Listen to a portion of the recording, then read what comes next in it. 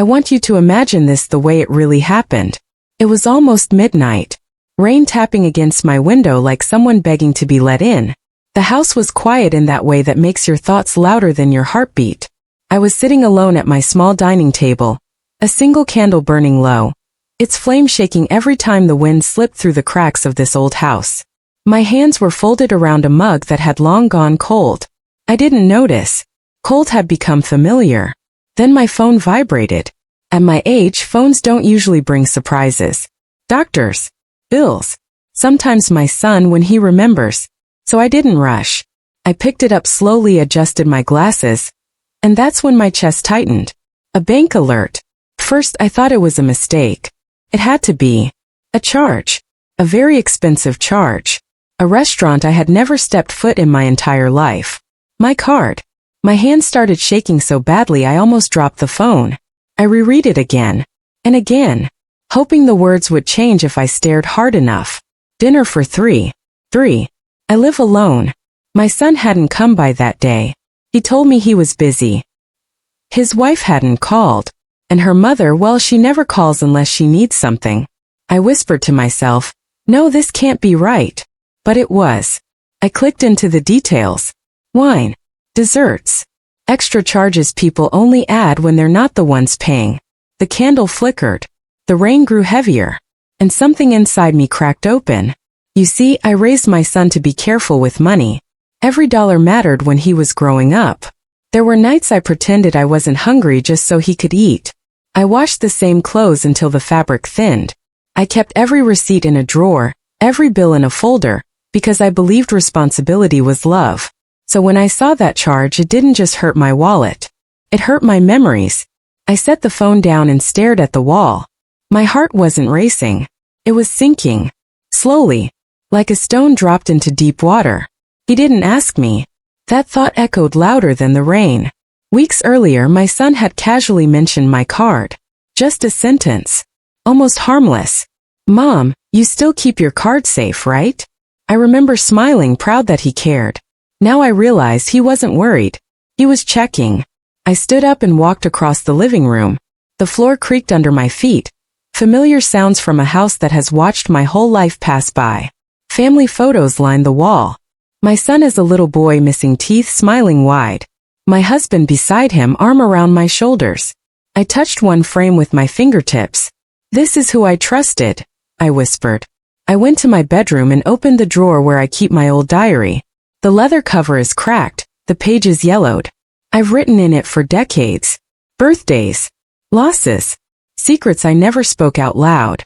I flipped through the pages until I reached the section where I tracked my expenses. Pension. Medicine. Utilities. And then I saw it. Small charges. Spread out. Quiet. Almost invisible if you weren't looking closely. Online purchases. Gas. Groceries I didn't buy. All under my card. My breath caught in my throat. This wasn't a one-time mistake. This was a habit. I sat on the edge of my bed, the diary heavy in my hands. I didn't cry. Not yet. The kind of pain I was feeling doesn't come with tears. Comes with clarity. At that moment my phone rang. His name lit up the screen. My son. I let it ring. Once. Twice. 3 times. I knew if I answered he would sound calm. Loving. He would explain. He would say words like temporary. And I was going to tell you. And please don't make this a big deal. But it was a big deal. Because the moment someone feels entitled to what you earned, they've already crossed a line they can't uncross. The call stopped. Silence returned, heavier than before. I stood up again and opened the bottom of my closet. Behind winter coats and old boxes was something I hadn't touched in years. A small metal case. Rusted at the edges. Inside it was an old phone. An emergency phone. And a number only 2 people in this world still had. My husband's voice echoed in my head, like he was standing right beside me. Keep records. And when something feels wrong, don't ignore it. I turned the phone on. The screen lit up instantly. I dialed the number. When the voice answered on the other end, calm and steady, I felt something shift inside me. Not anger. Not fear. Resolve. I need to know who's using my card, I said quietly. And I need to know how long it's been happening. There was a pause. Then, "We'll talk tomorrow morning." The call ended. I sat back down holding that phone like it weighed 100 pounds. That night I didn't sleep. I listened to the rain, to the house settling, to my own heartbeat reminding me I was still here. And by the time morning light crept through my curtains, one truth was undeniable. If they thought I was just an old woman who wouldn't notice, they had no idea what I was about to do. Morning came without comfort. The rain had stopped, but the air felt heavy, like the house itself was holding its breath. I sat at the kitchen table with my hands wrapped around a cup of coffee I barely tasted. The clock ticked loudly, every second reminding me that once you see the truth, you don't get to unsee it. I kept replaying memories in my head. Little ones. Easy ones. My son laughing as a boy. Running into this same kitchen with scraped knees. Me lifting him up, telling him everything would be okay. I had meant it then. I always meant it. By 8:30 my phone buzzed again. A message this time. "Mom, can we talk?" No apology. No explanation. Just talk. I didn't answer. Instead, I put on my coat and picked up my purse. As I reached for it, my fingers brushed against the familiar shape inside. My card. The same card they had used so freely the night before. I stared at it for a long moment, then slid it back into its slot. "Not today," I whispered. The drive felt longer than it was. Gray sky. Wet roads. My hands steady on the steering wheel even though my chest felt tight. I kept telling myself this wasn't about revenge. This was about understanding. About knowing exactly how deep this went. The building I arrived at was quiet, professional, cold. Glass doors. Neutral colors. The kind of place where people speak softly because they deal in truths that can ruin lives. I sat across from the man I had spoken to the night before. He didn't smile. He didn't rush. He laid out papers slowly, like he wanted me to be ready before I read them. "You were right to be concerned," he said. Those words alone made my stomach drop. He slid the first page toward me. A list of transactions. Dates. Times. Locations. My card had been used for months. Restaurants. Clothing stores. Online orders. Gas stations nowhere near my home. My son's name appeared again and again. Sometimes alone. Sometimes alongside his wife's email. Sometimes with a delivery address that made my throat tighten. Her mother's address. I felt something cold move through me. "So they all knew," I said quietly. He nodded. "It appears coordinated." Coordinated. I pressed my lips together. I didn't want to cry in front of a stranger. I had spent my life holding myself together. I wasn't about to fall apart now. "There's more," he said gently. He showed me a copy of a form. My name at the top. My signature at the bottom. But it wasn't my handwriting. Someone had tried to increase my card limit. I stared at it until the letters blurred. "That's not my signature," I said. "I know," he replied. "That's why we flagged it." Flagged it.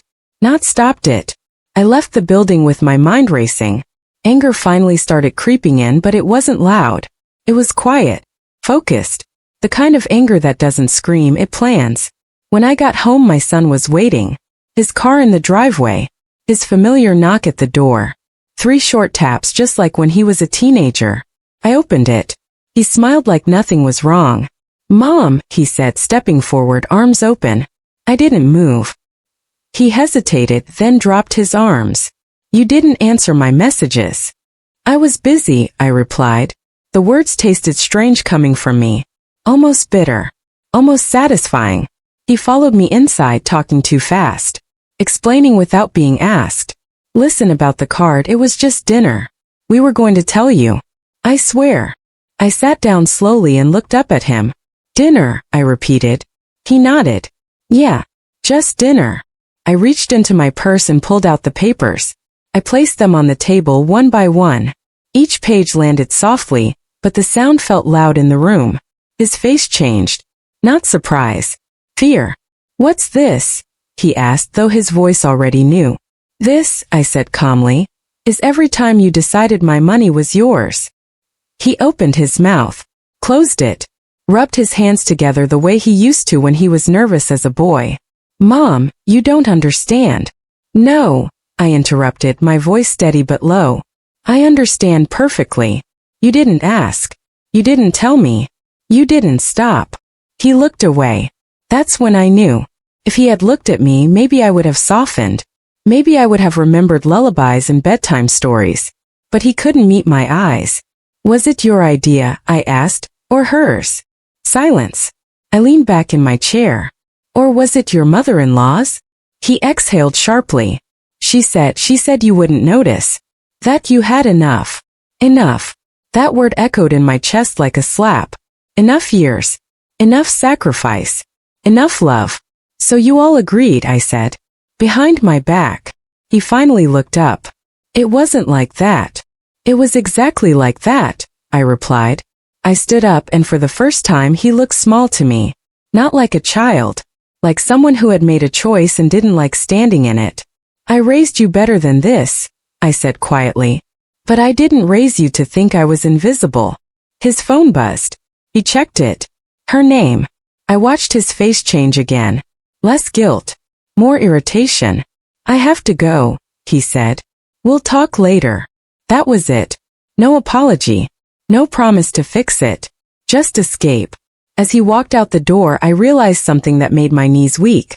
They weren't scared because they thought I'd forgive them. They were scared because they thought I'd do nothing. I closed the door and locked it. Then I walked to my bedroom, opened my diary and turned to a blank page. And for the first time in years, I didn't write about the past. I wrote about what I was going to do next. That night, the house felt different. Not quieter. Not louder. Heavier. I sat at the edge of my bed with the diary open on my lap, staring at the words I had written earlier. They didn't look like mine. The handwriting was steady, deliberate. Not emotional. Not rushed. Like the hand of someone who had finally stopped hoping things would fix themselves. Outside, a car passed slowly, headlights dragging across my bedroom wall like shadows searching for something. I waited for my phone to ring again. I waited for an apology that never came. Instead, memories came. Little signs I had ignored because loving a child makes you blind in ways nothing else does. I remembered the first time money went missing. Just a small amount. I told myself I must have miscounted. Then the second time. Then the third. Each time I chose the easier answer. That it was me. That I was getting old. That forgetting was normal. It's amazing how often we blame ourselves to protect the people we love. I closed the diary and placed it in the drawer. I wasn't done writing. Not even close. But tonight I needed sleep. Or at least rest. Something to quiet the storm inside my chest. I turned off the lamp. The darkness didn't come all at once. The streetlight outside filtered through the curtains, casting long lines across the floor. I lay there listening to the sound of my own breathing, slow and careful. Like if I breathed too hard, something else might break. Then I heard it. A sound. Soft. Almost polite. Footsteps. I held my breath. This house makes noises. Old houses always do. Pipes. Wood settling. Wind finding its way into places it shouldn't. I've lived here long enough to know the difference. These footsteps were careful. Deliberate. I reached for my glasses on the nightstand, my heart thudding so loudly I was sure whoever it was could hear it. I sat up slowly, my joints protesting. Every movement feeling louder than it should have. Hello. Called out. No answer. The footsteps stopped. I stayed still listening. The silence pressed against my ears until it rang. Then a faint sound. A drawer opening. My drawer. The one in the living room where I keep old documents. Receipts. Statements. Things no one ever asks about, until they do. I stood up. I didn't turn on the lights. I don't know why. Maybe instinct. Maybe fear. Or maybe some part of me wanted to see the truth the same way it had been happening all along, quietly in the dark. I stepped into the hallway. A shadow moved near the living room doorway. Arjun, I said, my voice barely louder than a whisper. The shadow froze. Then it spoke. Not my son. A woman's voice. Sharp. Controlled. Familiar in a way that made my stomach turn. Oh, she said softly. You're awake. It was my daughter-in-law's mother. She stood there like she belonged, my paper spread across my coffee table. Her purse open, my old statements half folded in her hand. She didn't look surprised. She didn't look guilty. She looked annoyed. What are you doing in my house? I asked. She sighed like I was inconveniencing her. Relax. I was just checking something. Checking what? I asked. My future, she replied without hesitation. That answer did something to me. It stripped away the last bit of denial I had left. She straightened up and looked around the room. You don't even use most of this money, she said casually. It just sits here. I felt my hands curl into fists. That money is mine. She smiled. Not kindly. Not warmly. For now. I took a step closer. You had no right. She laughed quietly. Right? I helped raise your daughter-in-law. I helped build their life. And frankly, you're old. Things should start moving forward. Forward. As if I were an obstacle. As if my life was something to be stepped over. Did my son know you were here? I asked. She hesitated. That hesitation told me everything. I reached for my phone. She noticed immediately. Don't do anything stupid, she warned. I looked at her. Really looked. The confidence. The entitlement. The certainty that no consequences would come. I already did something stupid, I said. I trusted you all. I didn't call the police. Not yet. I turned on the lamp instead. Light flooded the room, exposing everything. The open drawers. The papers. Her expression finally slipping. You should go, I said calmly. She scoffed. You don't want to make a mess of this. Oh, I replied, my voice steady in a way that surprised even me. You already did. She gathered her things quickly, movements sharp and irritated. As she reached the door, she turned back to me. You'll regret this, she said. I nodded. Maybe. But not for the reason you think. The door closed behind her. I locked it. Then I slid down against it, my legs giving out beneath me. My chest hurt. Not physically. Deeper than that. Somewhere love and betrayal overlap. They hadn't just used my card. They had come into my home. Into my space. Into the last place I felt safe. I stayed there for a long time. Long enough for the adrenaline to fade and something else to take its place. Clarity. This wasn't about money anymore. This was about control. And if they thought they could quietly take from me while I faded into the background, they were wrong. Because now I had seen their faces in the light. And once you see someone clearly, you can never pretend again. I stood up, walked back to my bedroom and opened the diary once more. On the next page I wrote one sentence. They think I'm done. Then I smiled. 'Cause I was just getting started.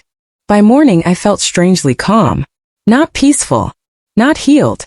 Just steady. The kind of calm that comes when a decision has already been made deep inside you, long before your mind catches up. Sunlight slipped through the curtains and landed on the same floor where I had slid down the night before. I noticed things I hadn't noticed in years. The crack near the doorway, the faded rug, the quiet strength of a house that had held me through every season of my life. I made my bed carefully, folded the blanket just right. Small routines matter when everything else feels like it's unraveling. They remind you that you still have control over something. I was halfway through my breakfast when the knock came. Not soft. Not familiar. Sharp. Confident. I didn't open the door right away. I stood there listening, my heart beating slow and deliberate. When I finally opened it, my daughter-in-law stood on the porch. She looked tired. Not guilty. Not worried. Annoyed. Why didn't you answer your phone? She asked, stepping inside without waiting for permission. I closed the door behind her. Good morning to you too. She crossed her arms. My mother told me you were difficult last night. Difficult. I smiled faintly. She was in my house without my permission. She was just checking documents, she said. You don't need all of them anymore. There it was again. That word. Anymore. I sat down at the table and gestured for her to sit. She didn't. She paced instead like she was the one in charge. Let's not make this dramatic, she said. We're family. Family. I looked up at her. Family doesn't sneak. Family doesn't lie. Family doesn't take. She rolled her eyes. You're overreacting. You have savings. You have a pension. Meanwhile, we're trying to build a life. I leaned back in my chair. On my back. She stopped pacing. You're not using it. That sentence landed harder than any insult. You think because I'm quiet, I said slowly, that I'm finished. She sighed, clearly losing patience. Look, Arjun doesn't want this turning ugly. That made me laugh. A soft, dry laugh that surprised both of us. Funny, I said. Because it already is. She pulled out her phone. We can handle this like adults. I nodded. I agree. She frowned. Then just let it go. I reached into the drawer beside me and placed my diary on the table. Then another folder. Then another. Her eyes flicked to them just for a second. Do you know what this is? I asked. She hesitated. Old stuff. No, I corrected gently. It's proof. Her jaw tightened. I've kept records my whole life, I continued. Every dollar I earned. Every dollar I spent. Every dollar that went missing. Her confidence cracked just slightly. You wouldn't do anything. I met her eyes. You don't know me as well as you think. She straightened up. If you cause problems, you'll destroy your relationship with your son. That one hurt. I won't pretend it didn't. But pain doesn't always stop you. Sometimes it clears the path. I didn't destroy anything, I said. I uncovered it. She picked up her purse. You're being selfish. I stood. Slowly. My knees ached but my voice didn't shake. I gave my whole life to that boy, I said quietly. Selfish would have been keeping everything for myself. She stared at me, realizing this conversation wasn't going the way she expected. You should think about what happens next, she warned. You're alone. I smiled. No. I'm finally paying attention. She left without another word. The silence she left behind felt cleaner than before. That afternoon, I made calls I had been avoiding for years. The bank. A lawyer recommended by a friend I trusted. I didn't explain everything. Just enough. Each call felt like pulling a thorn out of my skin. Painful. Necessary. By evening, my phone buzzed again. Arjun. I answered this time. Mom, he said, his voice tense. Why are you doing this? I looked out the window as the sky darkened.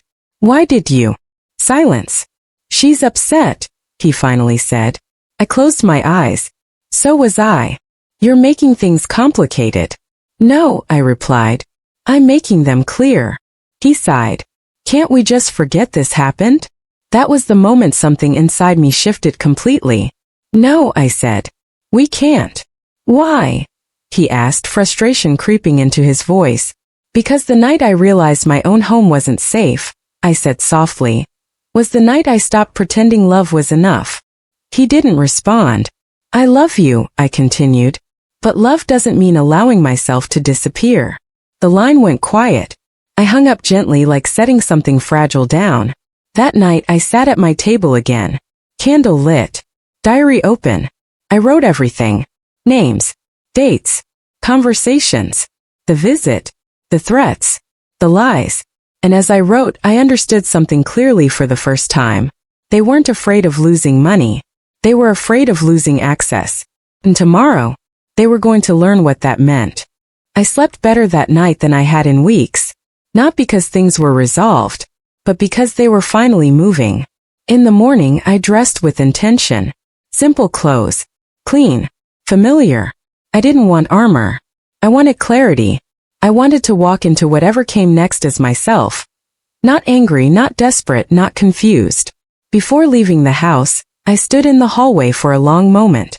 I looked at the walls, the framed photos, the places where life had brushed past me and kept going. I touched the doorframe lightly, the way you do when you're not sure if you'll feel the same when you come back. Then I locked the door.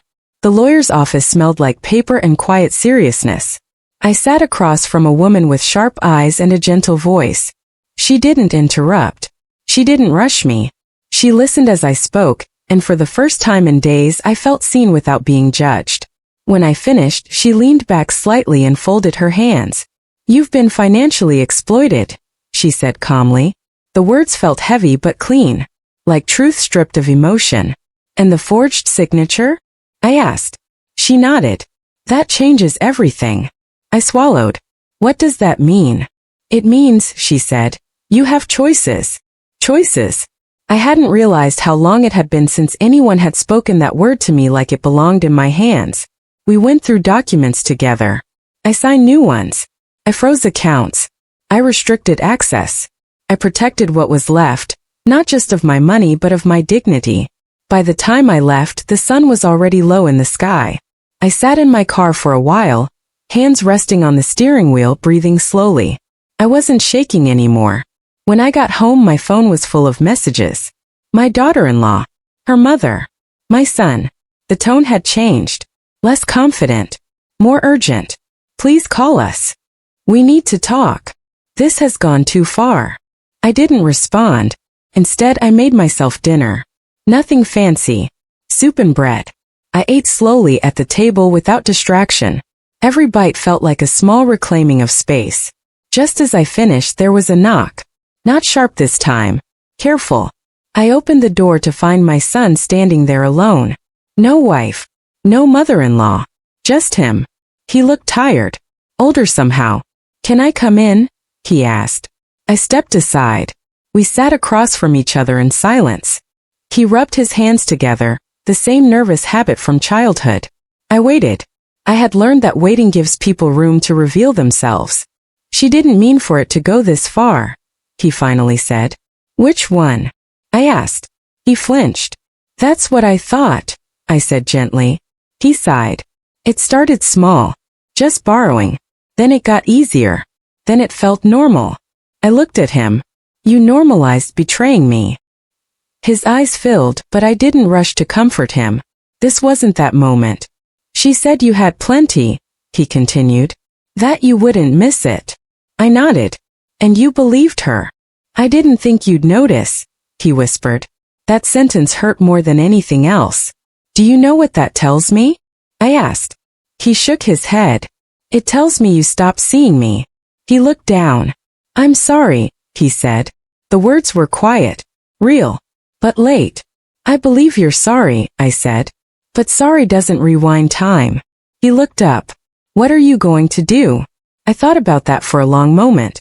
I'm going to protect myself, I said. And then I'm going to decide what kind of relationship, if any, we have after that. His shoulders slumped. Are you going to report us? I met his eyes. I haven't decided. Fear flickered across his face. Real fear.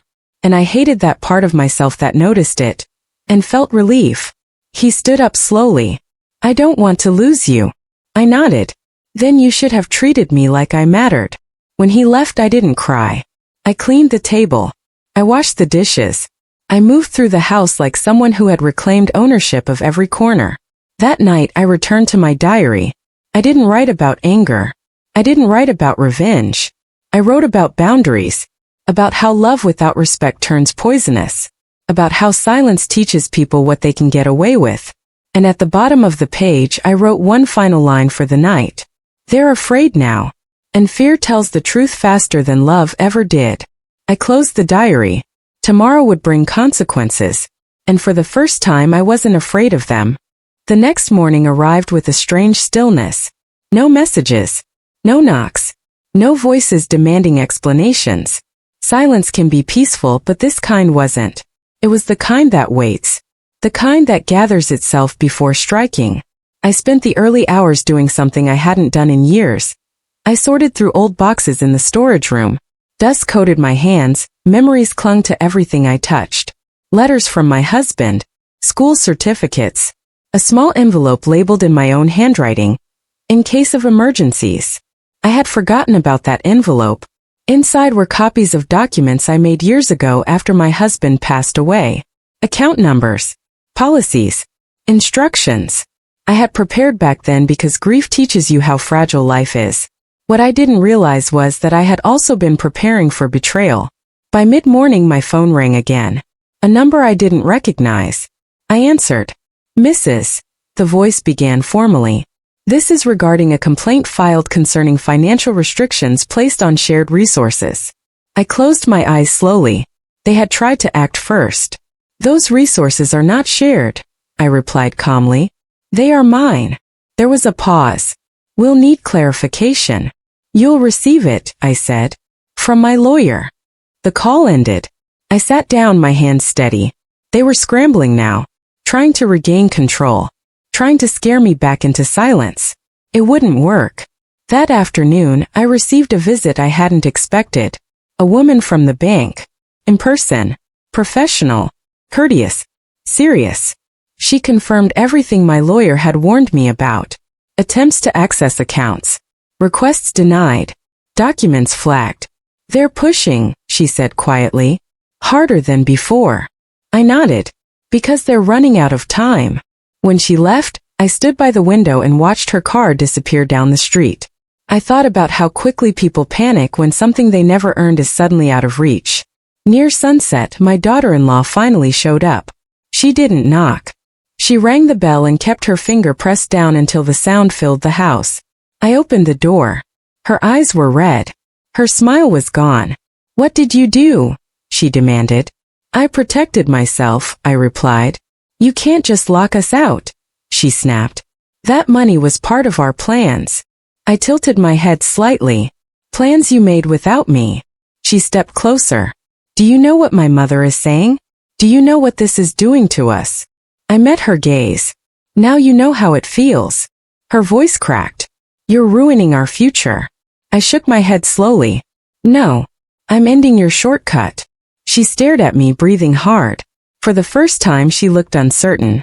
Not angry. Afraid. You won't report us, she said suddenly. You wouldn't do that to your own son. I studied her face.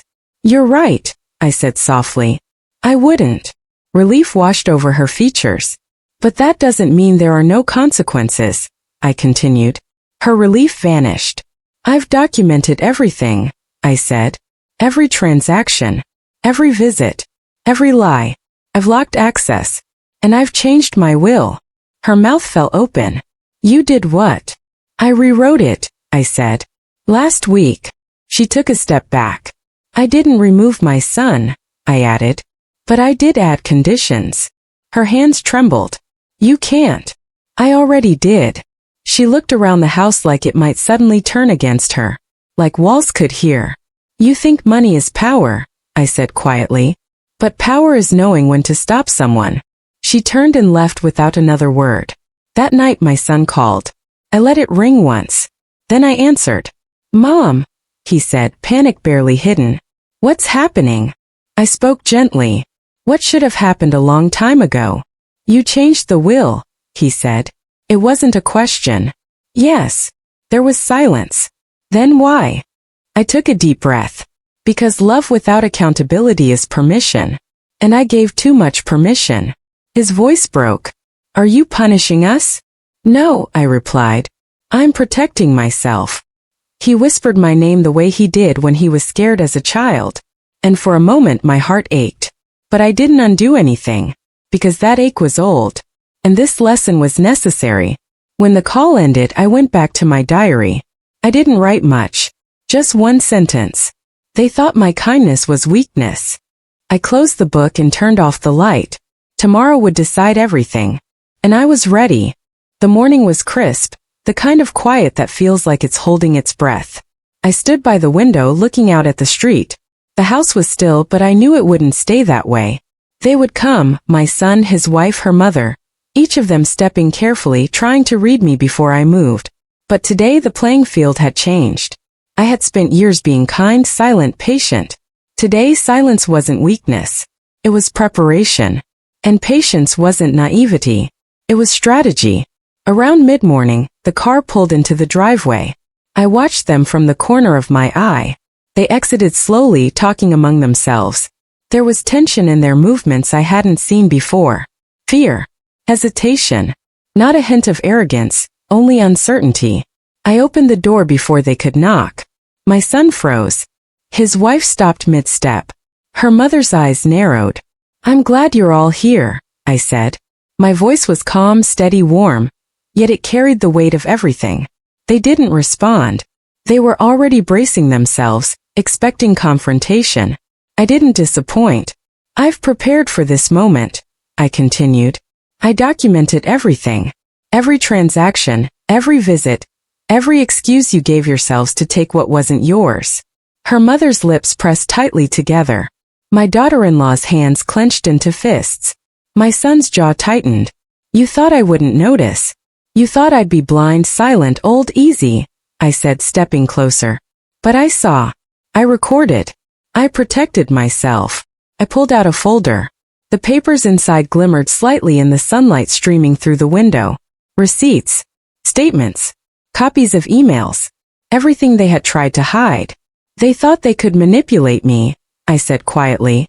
But you underestimated one thing. Love taught me patience, life taught me observation, and betrayal taught me vigilance. My son opened his mouth to speak, but I held up a hand. I'm not finished. You're not going to lose me, I said, looking directly at him. But you might lose privileges, trust, access, things you've taken for granted. I'm not punishing. I'm correcting. His wife stepped forward. Mom, please. I didn't flinch. No. You need to understand the consequences of your choices. Her mother's face twisted with irritation. You're too harsh. I'm consistent, I replied. And I'm clear. Because the line you crossed wasn't about money. It was about respect. There was silence. Heavy, loaded silence. Finally my son spoke, voice low, trembling. Mom.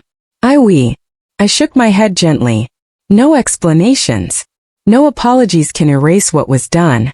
You can only rebuild from here. And I will decide how that happens. I stepped back, gesturing toward the living room. Sit. Let's talk. Calmly. Honestly. For the first time. They hesitated, then slowly sat. The tension remained, but the fear softened into cautious respect. I went to the kitchen and returned with tea. Small gestures matter.